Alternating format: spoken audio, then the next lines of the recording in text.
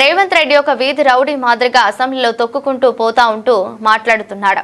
ఉత్తమ్ కుమార్ రెడ్డిని, దామోదర్ రాజ నరసింహని, బట్టి విక్రమార్కని, శ్రీధర్ బాబుని తొక్కి పేమెంట్ కోటాలో 1000 కోట్లు ఢిల్లీకి పారేసి నీ తొక్కలో సీటు తెచ్చుకున్నావని కేటీఆర్ మండిపడ్డారు. అసలు ఒక వీధి రౌడీ మాదిరిగా ముఖ్యమంత్రిలా కాదు, ఒక వీధి రౌడీ మాదిరిగా నడుపుతున్నది సర్కారు కాదు, ఒక రౌడీ దర్బార్ అన్న స్థాయిలో చెలరేగిపోతూ తొక్కుకుంటూ వచ్చినా తొక్కుకుంటూ పోతా మళ్ళీ తొక్కుతా. ఎవరిని దొక్కినవు నువ్వు? ఉత్తమ్ కుమార్ రెడ్డిని దొక్కినవు. ఎవరిని దొక్కినవు? దామోదర్ రాజనరసింహన్ దొక్కినవు. ఎవరిని దొక్కినవు? బట్టి విక్రమార్కన్ దొక్కినవు. ఎవరిని దొక్కినవు? శ్రీధర్ బాబుని దొక్కినవు. పాత కాంగ్రెస్ వాళ్ళందరినీ తొక్కి పేమెంట్ కోటాలో 1000 కోట్లు ఢిల్లీకి బాడేసి నీ తొక్కలో సీటు తెచ్చుకున్నావు.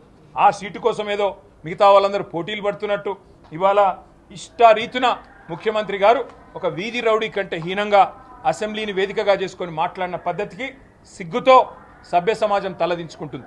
ఆయన ఒక వీధి రౌడీలాగా మాట్లాడిన మాటలకు తప్పకుండా బేషరతుగా క్షమాపణ చెప్పాలి.